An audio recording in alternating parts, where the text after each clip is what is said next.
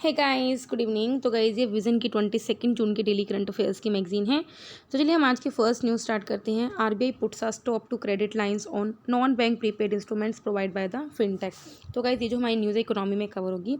अभी के गाइस जो आरबीआई ने नोटिफिकेशन इशू किया है सो दैट जो नॉन बैंक प्रीपेड वॉलेट्स और प्रीपेड कार्ड्स हैं, जैसे पेटीएम हो गया, अमेजन पे, लेजी पे, सिंपल, ठीक है, तो उन्हें अभी क्रेडिट लाइंस लोड करने को डिसअलाउ कर दिया है। ठीक है, मतलब ये भी इन प्लेटफॉर्म जैसे पेटीएम प्लेटफॉर्म हो गया, अमेजन पे हो गया, तो अभी यहाँ पे क्रेडिट लाइंस की फैसिलिटी नहीं आएगी। ठीक है, ये कब आया? जब क्रेडिट इंस्ट्रूमेंट्स जैसे अभी आ रहे हैं, जैसे fintech driven credit cards and buy now pay later word. मतलब कि अभी ये जो प्लेटफॉर्म्स हैं ये अभी आपको कार्ड्स देते हैं, डेबिट कार्ड दे देते हैं, ये प्रीपेड वॉलेट्स हैं, लेकिन अभी इनको क्रेडिट कार्ड देने को मना किया हुआ है। ठीक है, आरबीआई ने अपनी डायरेक्शन इशू करी है प्रीपेड पेमेंट इंस्ट्रूमेंट्स को कि अभी इनको परमिशन नहीं मिल सकती of PPIs from credit lines. ठीक है, पीपीआईज क्या होता है? That is a prepaid payment instrument. ये पेमेंट इंस्ट्रूमेंट्स होते हैं जो गुड्स एंड सर्विसेज को बाय करते हैं, इंक्लूडिंग इनमें आप फंड्स को ट्रांसफर कर सकते हो, फाइनेंशियल सर्विसेज को भी। रेमिटेंसेस क्या होता है कि अगर आप अपना कुछ बाहर रहते हो, अब्रॉड रहते हो, वहाँ कुछ पैसा कमा के आप इंडिया में भेज रहे हो against the value stored with in और ऑन द इंस्ट्रूमेंट। ठीक है, बैंक्स और एनबीएफसीज हैं वो प्रीपेड पेमेंट इंस्ट्रूमेंट्स इशू कर सकते हैं।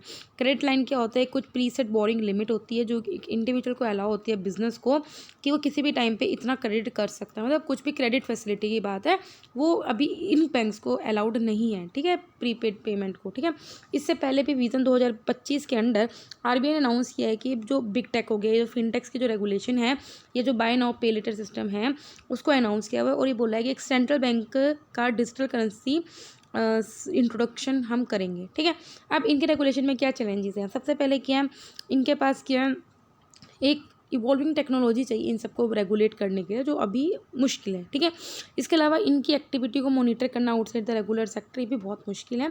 इसके अलावा जो इस टेक्नोलॉजी से न्यू रिस्क अराइज हो सकते हैं उनको आइडेंटिफाई करना भी मुश्किल है। फिनटेक क्या होता है? वैसे काफ़ी बार डिस्कस किया है। It is a broadly use to describe जो भी अभी टेक्नोलॉजिकल इनोवेशन आ रही है फाइनेंशियल सर्विस सेक्टर में। ठीक है, जिसमें हम ज़्यादा अपने किस पर डिपेंडेंट है? इन्फॉर्मेशन टेक्नोलॉजी पे। इंडिया की जो फिनटेक इंडस्ट्री है उसकी जो फिलहाल वैल्यू है वो $50 to 60 बिलियन है 2020 के अकॉर्डिंग, और माना जा रहा है 2025 तक इसकी वैल्यू $150 बिलियन पहुंच जाएगी। आरबीआई अभी प्राइमरी रेगुलेटर है फिनटेक का इंडिया में। ठीक है, नेक्स्ट न्यूज़ है कार्बन प्राइसिंग लीडरशिप रिपोर्ट 2021-22। तो गाइस, जो हमारी न्यूज़ एनवायरनमेंट में कवर होगी। अब इस रिपोर्ट को किसके द्वारा प्रिपेयर किया? Very important, secretariat of carbon pricing leadership coalition के द्वारा। ये क्या करेगा? जो भी जितनी भी हमारे मतलब कि कार्बन कितना प्राइसिंग किया हुआ है, मतलब ग्लोबल जो भी डेवलपमेंट हो रही है, पूरे वर्ल्ड में जो डेवलपमेंट हो रही है, ठीक है, कार्बन प्राइसिंग को लेके। ठीक है, मतलब कि अगर कोई कार्बन एमिशन कर रहा है तो आप कितना उसको प्राइस लगा रहे हो। ठीक है, ये कार्बन मार्केट ग्रोथ को लेके कोई भी इम्प्लीकेशंस हैं या क्या पोटेंशियल है, क्या लिमिटेशंस हैं, उनको सबको देखता है। ठीक है, रिव्यू करता है।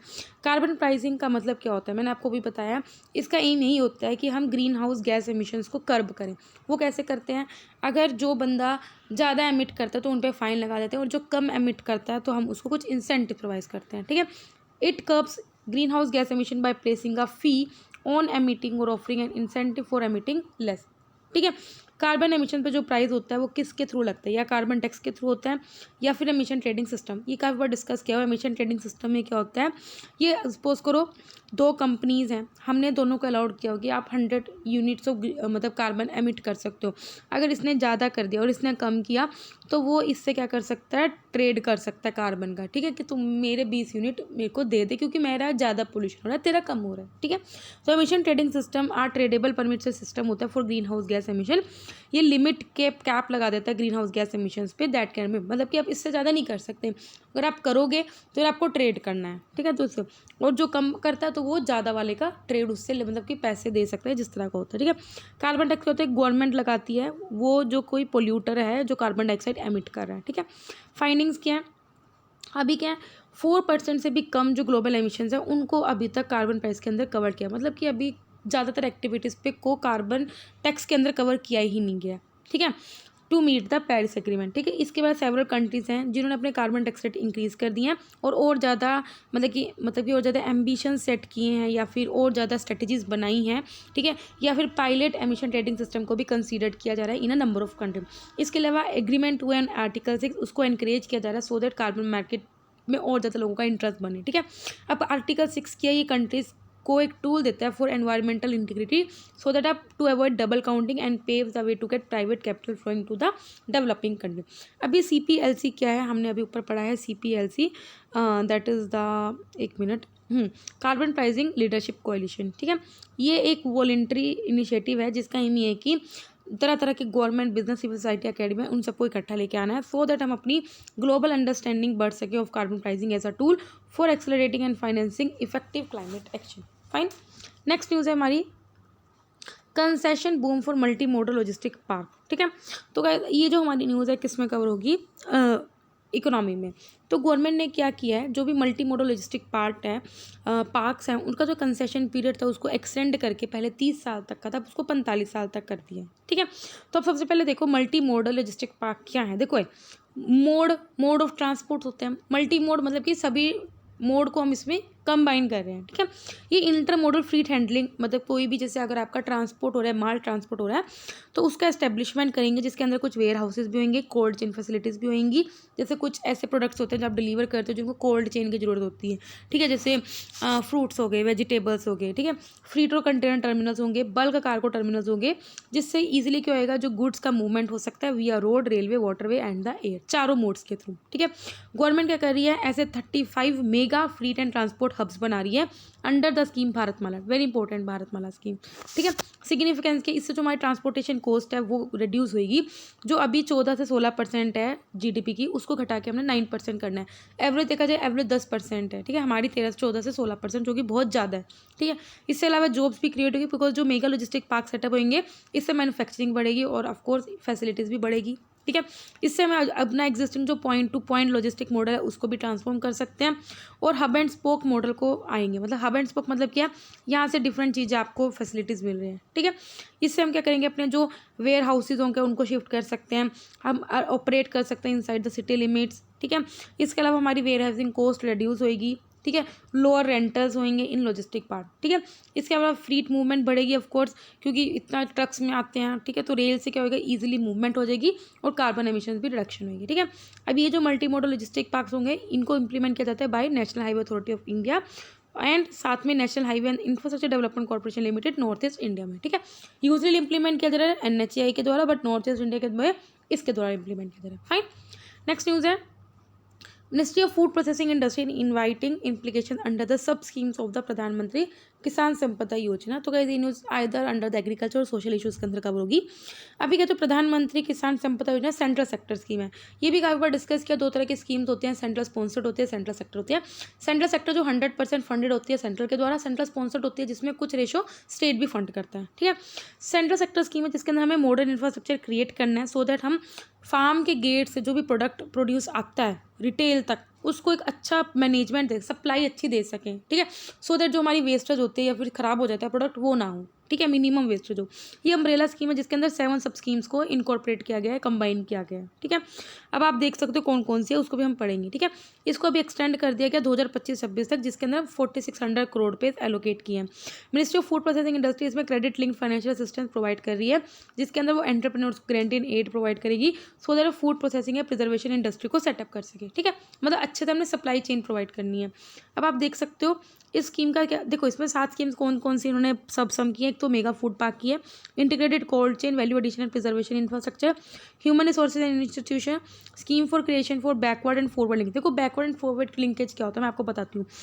जैसे यहाँ से आपका प्रोडक्ट बन रहा है, ठीक है, प्रोडक्ट जब तक आपके रिटेल के पास जाएगा तो उसको फॉरवर्ड लिंकेज बोलते हैं, मतलब सप्लाई चेन। ठीक है, यहाँ से लेके दुकान तक कैसे पहुँचेगा आपके पास, लेकिन जब प्रोडक्ट बन रहा है उससे पहले रॉ मटेरियल्स जब आएगा यहाँ तक या और भी जो चीज़ें होंगी उसको बैकवर्ड लिंकेज बोलते हैं। ठीक है, मतलब प्रोडक्ट बनने तक जो लगती है चीज़ उसे बैकवर्ड लिंकेज बोलते हैं। बाकी प्रोडक्ट जब तक आपकी दुकान पे आता है, आपके घर में आता है, तब तक उसे फॉरवर्ड लिंकेज बोलते हैं। ठीक है, इंफ्रास्ट्रक्चर जो चाहिए for agro processing cluster, food safety and quality assurance infrastructure. इसके अलावा हम क्रिएशन करेंगे, एक्सपेंशन करेंगे फूड प्रोसेसिंग या प्रिजर्वेशन कैपेसिटी। ठीक है, इस स्कीम का सिग्निफिकेंस क्या है, इससे हमारा फूड प्रोसेसिंग सेक्टर ग्रोथ होएगा, बेटर प्राइस हम दे सकते हैं फार्मर्स को, एम्प्लॉयमेंट अपॉर्चुनिटीज़ देंगे। ठीक है, इसके अलावा अभी बात करिए जो एग्रीकल्चर प्रोड्यूस का वेस्टेज होता है वो रिड्यूस होएगा, प्रोसेसिंग लेवल अच्छा होगा, सेफ और प्रोसेस्ड फूड हमें मिल सकेगा अफोर्डेबल प्राइसेस में। ठीक है, 2016 में स्कीम को इनिशियली नेम दिया गया था संपदा scheme, that is the scheme for agro marine processing and development of agro processing cluster. और क्या फूड सेक्टर में स्टेप्स लिए गए हैं, सबसे पहले PM formalisation of micro food processing enterprise scheme by ministry of food and processing industry, जिसके अंदर हम क्या करते हैं, कोई भी अगर माइक्रो फूड प्रोसेसिंग एंटरप्राइज कर रहा है तो उनको 2 lakh micro food processing industry को हम फाइनेंशियल सपोर्ट करेंगे, टेक्निकल सपोर्ट देंगे, बिजनेस सपोर्ट देंगे, ठीक है, सो दैट वो अपने इंडस्ट्रीज को ज़्यादा अपग्रेड कर सकें। 100% FDI अलाउड है फूड प्रोसेसिंग में अंडर द ऑटोमेटिक रूट, ठीक है। इसके अलावा क्या होता है, food and agro processing activities including cold chain, उसको भी इंक्लूड किया गया। देखो ये 2 तरह के रूट्स होते हैं, ऑटोमेटिक रूट होते हैं, गवर्नमेंट रूट होता है, ठीक है। ऑटोमेटिक रूट में क्या, अगर आपको इन्वेस्ट करना है तो आपको गवर्नमेंट की प्रायर परमिशन नहीं लेनी पड़ेगी। गवर्नमेंट रूट के थ्रू अगर आपको इन्वेस्ट करना हो तो आपको गवर्नमेंट की परमिशन चाहिए होती है, ठीक है। नेक्स्ट न्यूज़ है, election commission deletes trip 111 non existent parties from the list of registered political outfits, ठीक है। तो गाइस ये जो मैं पॉलिटी एंड गवर्नेंस में करोगी, अभी क्या जो 111 रजिस्टर्ड अनरिकॉग्नाइज पॉलिटिकल पार्टीज हैं उनको नॉन एग्जिस्टेंट पाया गया और देखा गया वो रिप्रेजेंटेशन ऑफ पीपल एक्ट 1951 को वायलेट कर रही थी। ये नोट किया गया जो इलेक्शन कमीशन है उसके पास पावर नहीं है कि किसी भी पॉलिटिकल पार्टी को डी रजिस्टर करने का। एक रिफॉर्म है स्टिल पेंडिंग है जो अप्रूवल फ्रॉम द गवर्नमेंट, ठीक है।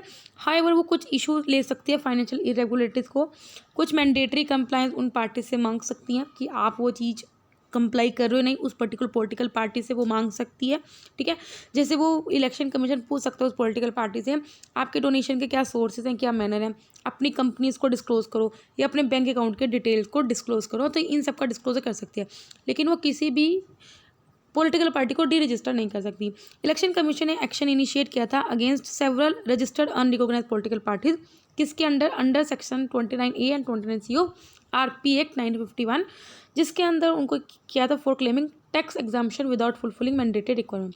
अब इश्यूज़ क्या हैं, ये जो हमारा रिप्रेजेंटेशन इनका जो रजिस्टर्ड अनरिकॉग्नाइज्ड पॉलिटिकल पार्टीज हैं, देखो काफ़ी जो पार्टीज हैं वो रजिस्टर्ड हैं लेकिन एक्चुअल में वो सिर्फ पेपर पे एग्जिस्ट करती है, ठीक है। और जो भी लेटर्स इनके एड्रेस पे जानते हैं वो या तो रिटर्न हो जाते हैं या अनडिलीवर्ड रहते हैं, ठीक है। इसके अलावा वो इनकम टैक्स एग्जाम्पशन का मिसयूज़ करते हैं। इसके अलावा जो कुछ अनरजिस्टर्ड पॉलिटिकल पार्टीज हैं वो सीरियस फाइनेंशियल इम्प्रायोरिटी में इन्वॉल्व है। कुछ रजिस्टर्ड पार्टीज हैं वो डोनेशंस कलेक्ट करती हैं और उनको और पर्पस के लिए यूज़ करती हैं, जैसे मनी लॉन्ड्रिंग या शेल एंटिटीज जैसे आप लोगों का पैसा खाना, ठीक है। कंपनी खोल ली छोटी सी, जैसे भाई हेरा फेरी टाइप मूवी, ठीक है। अभी क्या एज़ पर ADR की रिपोर्ट के अकॉर्डिंग जो भी एनुअल ऑडिट रिपोर्ट्स हैं वो ऐसी representative registered unrecognised political parties 8.23% है और उनका जो एनुअल कॉन्ट्रीब्यूशन है वो सिर्फ 5.72% है पब्लिक डोमेन में, ठीक है। नेक्स्ट न्यूज़ है Chhapekar brothers case, again guys ये हमारी पॉलिटी में कवर होगा। 22 जून 1897 में, जो कि 125 साल पुराना, छापेकर ब्रदर्स को हिस्ट्री में कवर होगा। छापेकर ब्रदर्स को ने किल किया था ब्रिटिश ऑफिसर WC रैंड को और उनके मिलिट्री एस्कॉर्ट लेफ्टिनेंट आयस्ट को पुणे महाराष्ट्र में, ठीक है। छापेकर ब्रदर्स कौन कौन से, एक दामोदर हरी छापेकर था, बालकृष्ण हरी छापेकर और वासुदेव हरी छापेकर था, जो कि इंडियन रिवोल्यूशनर्स थे। जो किस में इन्वॉल्व थे, जब इन्होंने WC रैंड को मर्डर किया था, असैसिनेट मतलब मर्डर करना, लेट 19th सेंचुरी में। Mahadev Vinayak Ranade was also an accomplice in the association, ठीक है। ये पहला केस था मिलिटेंट नेशनलिज्म का इंडिया में आफ्टर 1857 रिजोल्ट, ठीक है। ड्यूरिंग 1896-97 में एक ब्यूबोनिक प्लेग भी आया था जो कि पुणे में हुआ था, जिसको पूना प्लेग भी बोलते हैं। 1897 में गवर्नमेंट ने एक स्पेशल प्लेग कमेटी सेटअप किया था जिसके अंदर ये बोलता है कि इस डिजीज़ के हैंडल कैसे करने, कैसे कंट्रोल करना इसके स्प्रेड को, अंडर था चार्ल्स वॉल्डर रेंड, ठीक है। कमीशन ने अपॉइंट किया था 800 ऑफिसर से ज़्यादा और सोल्जर्स को on duty in Pune rather than employing doctors, मतलब कि डॉक्टर्स को एम्प्लॉय करने जाए उन्होंने सोल्जर्स को, ऑफिसर्स को अपॉइंट कर दिया था।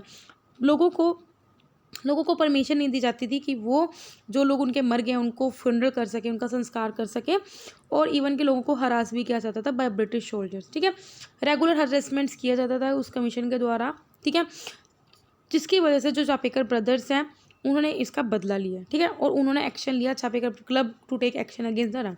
छापेकर ब्रदर्स ने एक एसोसिएशन ऑर्गेनाइज किया था, that is the Chapekar club for physical and military training, ठीक है। इसकी कहानी समझ में आ गई। छापेकर ब्रदर्स ने क्यों मारा था, क्योंकि प्लेग फैला था और फिर ब्रिटिश ने एक कमीशन में सेटअप कर दिया था सो दैट कंट्रोल कर सके, लेकिन उस कमेटी ने क्या किया, डॉक्टर्स की जगह ऑफिसर्स को कर दिया और उन्होंने लोगों को हरास किया, तो भी छापेकर क्लब ने उनको मार दिया, बस। नेक्स्ट करते हैं अपनी छोटी छोटी न्यूज़ पे। One nation one ration card, काफ़ी बात चल रही है। देखो one nation one ration card कितने ऑलरेडी काफ़ी स्टेट ने इंप्लीमेंट कर चुके हैं और असम 36 स्टेट बन चुकी है, यह यूनिवर्सिटी जिसने इंप्लीमेंट कर दिया। इस प्रोग्राम के through with this the programme has been successful implemented. अब सभी स्टेट्स और यूनियन टेरिटरीज में इम्प्लीमेंट हो चुका है और अब food security portable through out the country. मतलब कि अब अगर कोई बंदा बिहार का है या असम का है और वो किसी तमिलनाडु में काम कर रहा है या फिर हरियाणा में काम कर रहा है, वो वहाँ के भी किसी भी राशन की शॉप से अपना काम मतलब राशन ले सकता है अगर वो बीपीएल से बिलोंग करता है और उसके पास कार्ड है अपना। ठीक है, तो इसके अंदर क्या बेनिफिशियरी जो भी covered under the national food security act, वो अपने सब्सिडाइज फूड ग्रेन्स को ले सकते हैं from any electronic point of sale devices enabled fair price shop of their choice by using their existing ration card. ठीक है, इम्प्लीमेंटेशन इनिशिएट हुआ था जब कोरोना आने वाला था अगस्त 2019 में। इससे क्या होगा, हमारा जो टारगेट है under sustainable development goal that is the ending hunger by 2030, वो पूरा होगा। नेक्स्ट न्यूज़ है आत्मनिर्भर भारत रोजगार योजना। अभी के गवर्नमेंट ने इसकी जो फॉर्मल एम्प्लॉयमेंट क्रिएशन थी, मतलब कि जो हमारा टारगेट था कि इसके अंदर हमें लोगों को रोजगार देना है फॉर्मल एम्प्लॉयमेंट, उसको इंडिया ने पहले टारगेट को सरपास कर दिया 28%। ठीक है, ये एक एम्प्लॉयमेंट इंसेंटिव स्कीम थी जिसको लॉन्च किया गया था 1 अक्टूबर 2020 को अंडर द आत्मनिर्भर भारत पैकेज 3। ठीक है, इसके अंदर ये था कि हमें क्या करना है, एम्प्लॉयर्स को इंसेंटिवाइज करना सो दैट वो लोगों को ज़्यादा ज़्यादा एम्प्लॉय कर सके, उनको सोशल सिक्योरिटीज बेनिफिट दें। ठीक है, और क्योंकि कोविड की वजह से लोगों को काफ़ी बेरोजगार हो गए थे। ये सब्सिडी भी प्रोवाइड करता है for provident funding contribution for adding new comply to establishment registered with the employees provident fund. देखो गाइस, इसमें हम बात कर रहे हैं फॉर्मल एम्प्लॉयमेंट की। ठीक है, नॉट इनफॉर्मल। ठीक है, जिसमें भी एस्टेब्लिशमेंट जो भी कंपनी जिसमें 1000 एम्प्लॉयज से ज़्यादा हैं will get employees contribution of 12% for 2 years. Next है GIS mapping of national highways. अभी के ministry of road transport highways ने सभी फील्ड यूनिट्स को बोला और स्टेट गवर्नमेंट्स को बोला है कि अपनी GIS मैपिंग प्रोसेस को कंप्लीट कर लो for the entire national highway network by July 2022। GIS system that is a geographical information system, इसमें डिटेल विजुअल रिप्रेजेंटेशन होती है किसी भी इंफ्रास्ट्रक्चर फैसिलिटी की including location, topography, facility, structure और इमेज।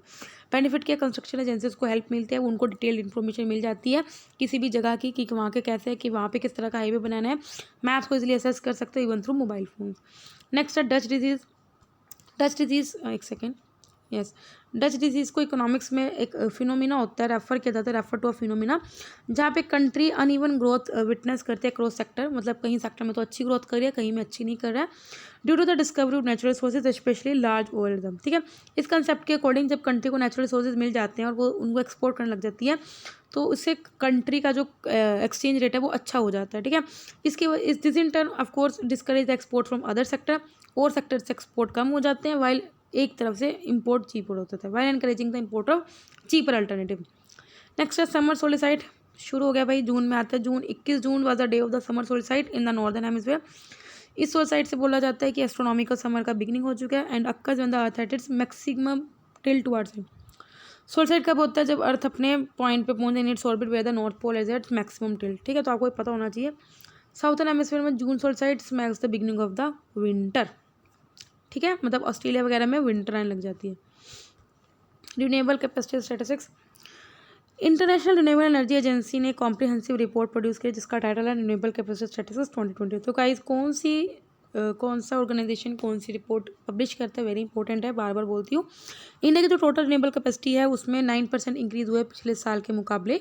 अभी इरीना क्या, that is the Irina international renewable energy agency, एक इंटर गवर्नमेंटल ऑर्गेनाइजेशन है जो कंट्रीज को सपोर्ट कर रही है किस तरह से वो सस्टेनेबल एनर्जी में स्विच कर सके, रिन्यूएबल एनर्जी में स्विच कर सके, प्लेटफॉर्म प्रोवाइड करता है for international cooperation. Earthquake observatory, अभी का जो मिनिस्ट्री ऑफ अर्थ साइंस है उन्होंने एक सिस्मोलॉजिकल ऑब्जर्वेटरी को इनॉग्रेट किया है उधमपुर में, जम्मू कश्मीर में। उधमपुर इंडिया का 153rd सिस्मिक स्टेशन है। उधमपुर डिस्ट्रिक्ट लाई करता है between the two major seismogenic fault namely main frontal thrust and main boundary thrust. ठीक है, which are among the potential factors for generating earthquakes in the Jammu Kashmir region. Udhampur क्या करता है, data record करता है related to the inner activities of the earth crust. ठीक है, और डाटा प्रोवाइड करता है to various seismological station across the globe. Next है dragonfly, rare dragon fly जिसका नाम है स्पिनी हॉर्नटेल, उसको केरला में स्पॉट किया गया for the first time. Dragon fly का जो जीनस है बुर्मा खोबोस, उसको रिप्रेजेंट किया जाता है बाय 3 स्पीसीज। दिस पढ़ लेना यार। ठीक है, जो ये बी लेड वाली है ये वेस्टर्न घाट्स में पाई गई है, बी पिरामिड वाली ये वेस्टर्न घाट पेनिनसुला इंडिया दोनों में पाई गई है, और अदर स्पीसीज हैं they are found in the western eastern Himalaya. Dragon fly मतलब प्रीडेटरी इंसेक्ट है, एरियल मतलब हवा में होती है, नियर फ्रेश वाटर हैबिटेट पाया जाएगा थ्रू आउट द वर्ल्ड। ये गुड बायो इंडिकेटर है for aquatic and terrestrial level. देखिए अगर ये पाई जा रही है तो उसका मतलब वहाँ का एनवायरनमेंट अच्छा है। नेक्स्ट है 21 जून को इंटरनेशनल डे ऑफ योगा था, तो 8th international day of yoga बनाया गया अक्रॉस द वर्ल्ड। हर साल 21 जून सेलिब्रेट किया जाता है to spread awareness about the invaluable benefits of the yoga. Theme था योगा फॉर ह्यूमैनिटी। कंसेप्ट को पहली बार प्रपोज किया गया था हमारे प्रधानमंत्री के द्वारा यूएन जनरल असेंबली में 2014 में, तभी से फिर बनाया जाता है। Yoga ancient physical mental and spiritual practice है that originated in India. Yoga का वर्ड जो डिराइव हुआ संस्कृत से, जिसका मीन था ज्वाइन और to unite, symbolise the union of body and conscious, मतलब बॉडी और सोल को यूनाइट करना। लास्ट न्यूज़ है exercise Khaan quest, multinational peace keeping exercise है एक्सरसाइज खान को 2020, जिसके अंदर मिलिट्री कॉन्टिनेंट्स ने पार्टिसिपेट किया 16 कंट्रीज के इंक्लूडिंग इंडिया। कहाँ पे हुई थी? मंगोलिया के उलन बतर में। ठीक है, इंडियन आर्मी को रिप्रेजेंट किया गया था by contingent from the Ladakh scout. ठीक है, तो गाइस यहाँ पे जो 22 जून के डेली करंट अफेयर्स है वो कंप्लीट होते हैं। अगर आपको वीडियो अच्छी लगे तो लाइक करना, कोई डाउट तो कमेंट करना। तब तक बाय बाय, टाटा।